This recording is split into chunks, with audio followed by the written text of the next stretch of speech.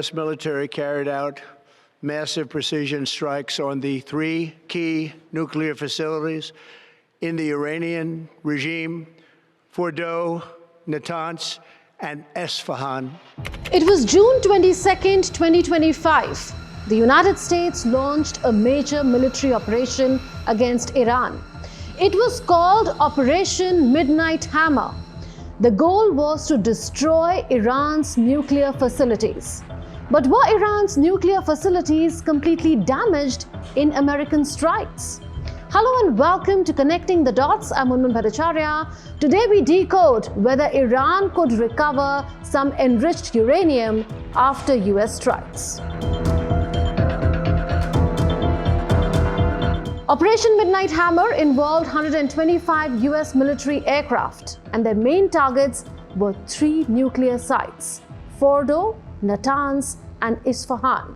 These sites are central to Iran's uranium enrichment program, which Iran says is only for civilian purposes, but its rivals say is a key step in making a nuclear bomb.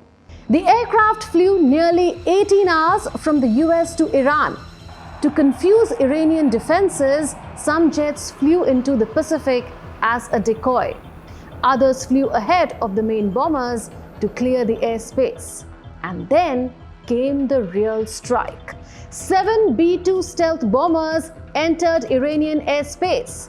They avoided radar detection and dropped precision-guided weapons on the nuclear sites. At the same time, a US submarine launched 24 cruise missiles at the Isfahan site.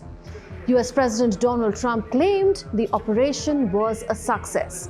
He said the airstrikes had obliterated Iran's nuclear program. But was it really that simple? Iran has always said its nuclear program is for peaceful purposes and not meant for weapons. And now, new information is emerging. Nearly a month after the operation, Israel has come to a conclusion that challenges the US claims. According to them, some of Iran's underground stockpile of near-bomb-grade enriched uranium survived the American and Israeli attacks. But why does that matter? It's because enriched uranium, especially at high levels, can be used to make nuclear bombs. A top Israeli official revealed that Israel had already been preparing for military action before the US strikes. Officials say they noticed a secret Iranian project racing to build a bomb. This intelligence came soon after Israel killed Hassan Nasrallah, the longtime leader of Hezbollah, an Iran-backed armed group in Lebanon. In response, Israeli Prime Minister Benjamin Netanyahu began preparing for an attack, even considering doing so without US help.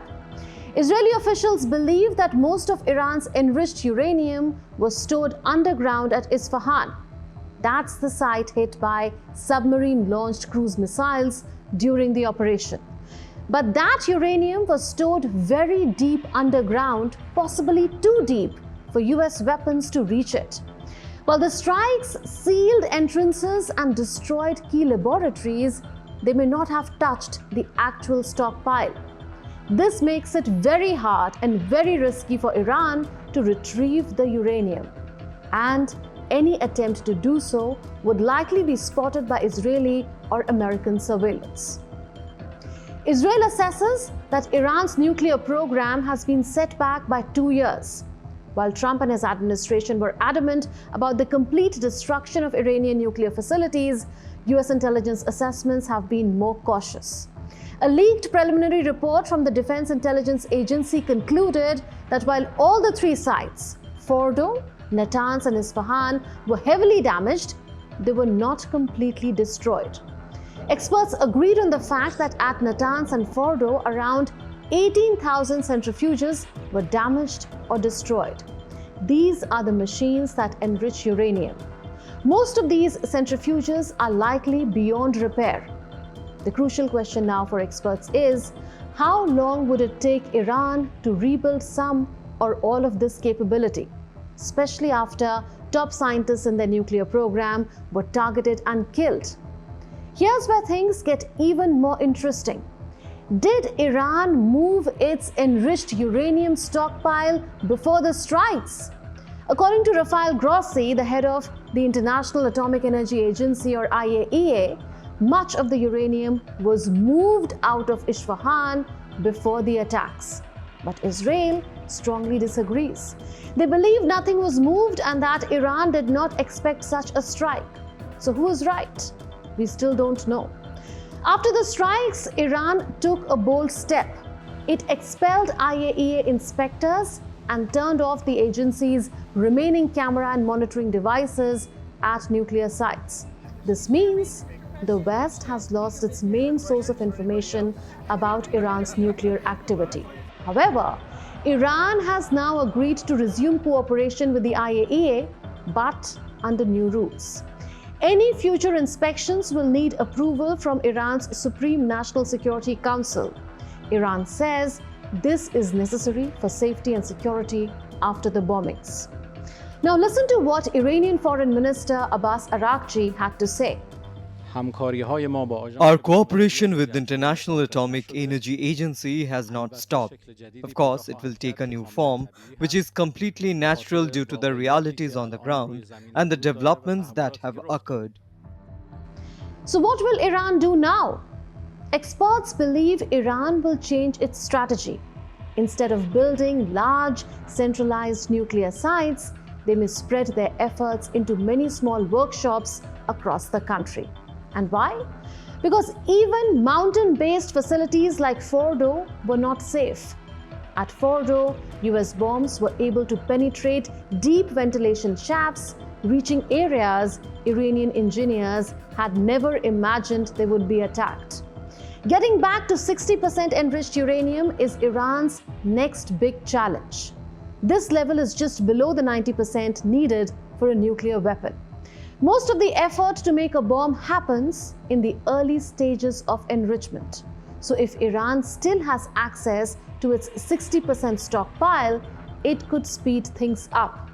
But recovering it from the rubble at Isfahan could be difficult and easily spotted by satellites. Israel believes some stockpiles may still exist at Natanz and Fordo, but recovering them would also be very hard. Before the attack, Iran had been building 2 deep underground nuclear sites, one near Isfahan and another near Natanz. These sites were not hit during Operation Midnight Hammer. But could Iran use them as replacements for the destroyed facilities? Possibly yes. But doing so would be a massive project. It would involve rebuilding more than 18,000 centrifuges, and we don't know how many new ones Iran already has. So to sum it up, the US and Israel delivered a major blow to Iran's nuclear program, but they may not have destroyed everything.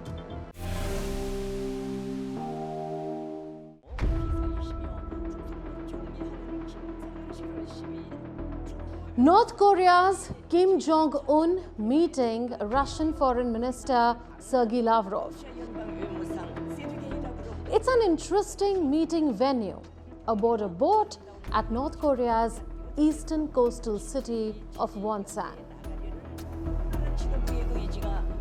This city is being promoted for tourism by North Korea. Kim told Lavrov they have the same views on all strategic issues. He promised unconditional support for all measures taken by Moscow to tackle the root cause of the Ukrainian crisis. Lavrov thanked Kim for North Korean troops deployed to Russia. And he had an interesting description for Russia-North Korea bilateral ties: an invincible fighting brotherhood. Moments before meeting Kim, Lavrov had met his North Korean counterpart Choi Son-hui in Wonsan, and the two issued a joint statement. There, they pledged to defend each other's sovereignty and territorial integrity. In the last 2 years of the Russia-Ukraine war, which started in February 2022, relations between Russia and North Korea have deepened dramatically. Western officials believe Pyongyang sent ammunition and an estimated 11,000 troops to Russia over the last year to fight against Ukraine. As per the head of Ukrainian military intelligence, North Korea is now supplying as much as 40% of Russia's ammunition needs for the war. This it does in exchange for economic and military assistance from Russia. The first public acknowledgement from Pyongyang that it sent troops to Russia came only in April, though Ukraine and the West had revealed that North Korea had deployed troops to the Russian-Ukrainian front line months earlier. The Kim-Lavrov meeting comes at a time when US President Donald Trump has resumed military supplies to Ukraine after a brief halt. Trump says he has made a deal with NATO for the US to send Patriot air defense systems to Ukraine via the alliance after Russia escalated its aerial attacks on Ukraine.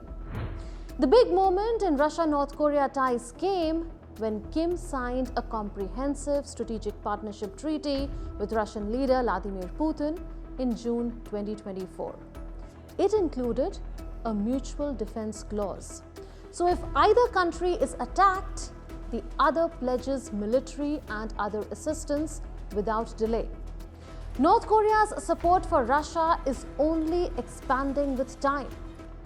Moscow's security chief says North Korea will send thousands of workers to help rebuild Russia's war-torn Kursk region.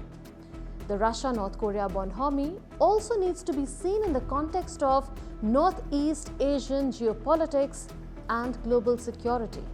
After meeting North Korean Foreign Minister Choi Son-hui, Lavrov warned the United States, South Korea and Japan against forming a security alliance targeting North Korea. It singled out the three countries as they continue to expand trilateral military exercises in response to Pyongyang's growing nuclear arsenal. In fact, a day before the Kim-Lavrov meeting, the three nations had conducted joint air drills involving US nuclear-capable bombers near the Korean peninsula. This coincided with a meeting of their top military commanders in Seoul. The officers urged North Korea to halt all unlawful activities that threaten regional stability. The deepening military and economic collaboration between Russia and North Korea has alarmed the United States and its allies South Korea and Japan. These countries fear that Russia may transfer sensitive military technologies to North Korea, and this could enhance North Korea's nuclear and missile capabilities. North Korea, for its part, has long denounced US-led military exercises as rehearsals for invasion. It also justifies its nuclear program as a necessary deterrent against such threats.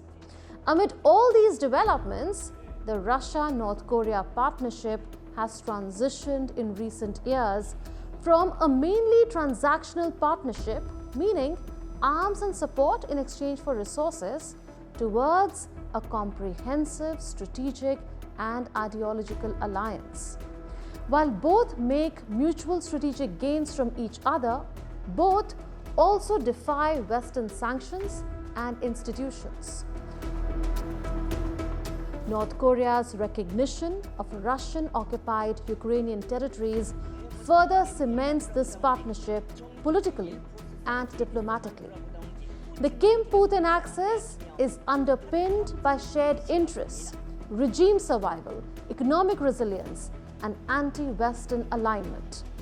But the opacity about the specifics of their cooperation, particularly the scope of military technology transfers, adds to the unpredictability and risk associated with this revived alliance. That's all in this edition of Connecting the Dots. We'll see you in the next episode with more raging issues. Until then, it's a goodbye from all of us in the Delhi newsroom. This is Munun Bhattacharya signing off. Take care and stay safe.